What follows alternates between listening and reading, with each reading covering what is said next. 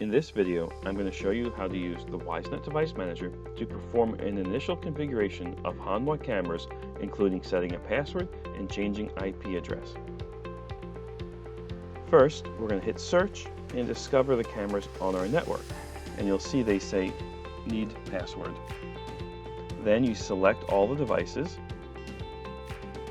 and you select the credential button on the top menu.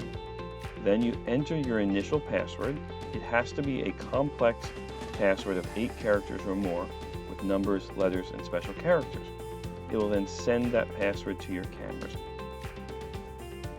Then it'll go to login OK, and then you can change your IP address by clicking the IP assign button. You can then change the mode from DHCP to static and enter the IP address information that you need. Hit the simulate button and then hit apply when everything looks okay. You can also use the up and down buttons to change the order of the cameras in the list. Once you're done, you'll get a result for each camera. It'll say OK, and then you can hit close to go back to the main menu. And then at the end, you'll see the status says login OK. To learn more about this and other exciting Hanwha products, subscribe to our YouTube channel or visit us at hanwhasecurity.com.